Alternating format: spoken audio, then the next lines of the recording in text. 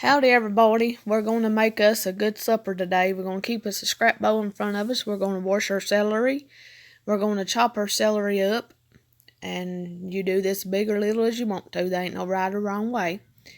After you do that, you can chop you up an onion. I didn't have onion and I don't eat onions. So, do you an onion. It's going to make it even better. Come over here to your cooker and you're going to put any kind of oil you got in that cooker. I just use this kind. And once you get that in there, you're going to put your onion, your garlic, and your celery in that there pot. Now what you're going to do is you're going to let that cook down and sweat. I do it about on a medium heat, and that way I can do some other things in the kitchen while it's cooking down. Once that gets cooked down about like that right there, and it's halfway the size that you had it, you're going to get you a can of cream of chicken and a can of cream of mushroom. And you're going to put it in that there pot. I'm sorry that it's not in focus there because for some reason it didn't focus on its own. Now I just heat this up to get it to loosen up, and it's just like kind of lukewarm. You don't really have to put it in that. You can put it right in your cornbread or whatever. But I just do that. It's just the way I've always done it. And so you just put them in there, heat it up just a little bit. Don't get it scalding hot because you're going to use your hands for your tools here in a minute. So you don't want it too hot. Now we're going to take and we're going to save our cornbread. Every piece of leftover cornbread you got all week. And you're going to put it down in the deep freezer. And you're going to save that cornbread. Then we're going to tear her up just like I did right there. I use Italian season and I use sage. Now this is your preference and how much you want to use. That's on you. Now I get this here at an Amish place. It's chicken flavored soup basin. So that's some good stuff. I used about a teaspoonful because that was a half a teaspoon. And now I've just put it in my hand.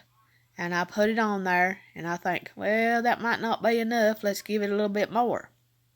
So I add a little bit more. And then I put my sage on there. And then I put this sage on here, and I put it on there liberally. I like that stuff. That's some good stuff, people. If you want good flavored dressing or stuffing, whatever y'all call it, that's your key right there, sage. Then you're going to mix her up, just like so. And add more if you think it don't look like it's got enough. But that's your preference.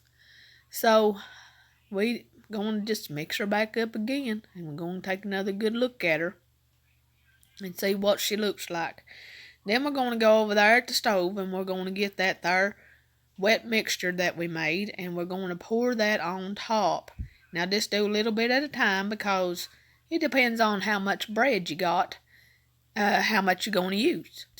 So I just mix with my hands. God gave me hands to use. They was tools that he purposely gave to us. And as long as they're good and clean, dig right in there, honey. So we're just doing that little at a time. And you don't want no dry bread. You see them white pieces of bread through there? Them was dry bread. And you ain't going to have good dressing if it's that dry. So you're going to clean your hands off. Always keep you a good sink full of water there beside you. And you rinse your hands off and clean it in the bleach water. Clorox or bleach or whatever you got on hand. And then you go back to your little cooker and you put the rest of her in there. Now, I have a little bit of chicken broth that you can see over there on the counter to the left there. And I'm going to use a little bit of that. Some of you may call that chicken stock, but I'll call it chicken broth. And we're just going to put a little bit in there. Now, you don't want to get this too wet because the wetter it is, the longer you go to cook. But we just want every piece of bread to have moisture to it. And that's what we did. Now, we're going to transfer it over into a greased pan or a butter pan. Whatever you use is fine. You can spray her if you got spray. But now the key to this is you got to get this pretty even because you don't want a thin side and you don't want a thick side. You get the thin side and she's going to be crisp and burnt. And then on the thick side she ain't going to be done at all. So you want to get that pretty evening down in your pan. people, don't be afraid to use your hands. You got to use your hand to cook good. And then I just get it down in there. Now I'm going to put this on 375-degree oven. You can do it higher, but I burn everything up in the oven. When I get to cooking on the top, I forget that there's anything in the stove, so I do it low and slow. That's your preference. This is my preference. Then I cleaned and diced some potatoes, and I put them on for them to be cooking. So now they're cooking. I'm going to come over here in my cast iron skillet, and I'm going to make me some fried freezer corn. And all that is corn cut off the cob, put in a freezer bag, and put down in the freezer. What I'm going to do is put about 3 pads of butter on there. And I'm going to let that fry down, and I'm going to let that kind of caramelize. But watch it, because it'll stick on you. Then we're going to come over here, and we're going to work on our fried green tomato mixture and a fried pork chop mixture. Now, you all can use any kind of seasonings you want in here. I'm going to use Mrs. Dash, cumin, and paprika. If I had turmeric, I would have used it, but it's Canada season, and I used it all up. So mix any kind of seasonings that you like in there. If you want to do just salt and pepper's fine too. It's just my preference. You do what you like. So you're going to mix that together. And then you're going to come over here and you're going to put you some oil down in your skillet and get that almost screaming hot. You just want it hot enough that whenever you put down your meat down in there, it's got a little bit of a sizzle. And that way it browns it on each side. Now, once I brown it on each side, I turn my stove down because I want the inside of my meat to be done too. I'm a overcooker. I like to make sure my food is done.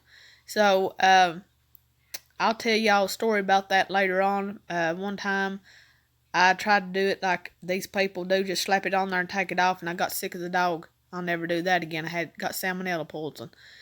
So, I ain't doing that no more. But you see there, now, after you turn it over them 2 times and you get it good and brown, now the next time, the 3rd time you turn it over, you don't want to bother it no more and then take it off. You just don't play with meat too much, and you don't use a fork in meat because you let the good juices out. But you can see my taters are rolling, boiling, and they're about done, and my corn on the back is flopping back there, and it's about done. So we're right on the home stretch of having our meal done. And here you see that I took out half that water that was in them there taters, and I put me some milk. You can put cream or whatever you got on hand. Now I took about 3 spoonfuls of flour and some milk, and I made me I don't know if it's roux or whatever y'all want to call it, and I put it in there. Now you do want to make sure that every bit of that's wet, and you don't want no dry flour in that, or you're going to have lumps. And lumps is hard to get out, and who wants to bite into a big bite of flour? Not me. Then you're going to cook that on like a medium heat and let that cook down and thicken up. And sometimes it takes a little bit longer than the other, sometimes not. Then I'm going to put my taters back in the pot once it gets to the thickness I desire. And then I'm going to put salt and pepper in at this stage. I don't salt my taters while they're cooking because it seems like it takes so much longer for them to cook. So let's see what we're going to get into now. There's my salt.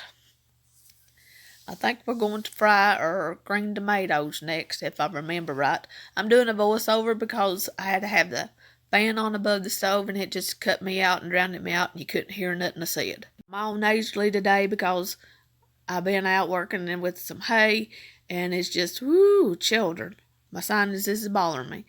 And here we do. Now, I didn't do this, the tomato recipe I did before. I just put it in flour. And there we go, we're frying our tomatoes. Once you get your tomatoes done, the food's done, and this is the outcome. I want to thank each and every one of you for watching my videos and commenting on them over on TikTok.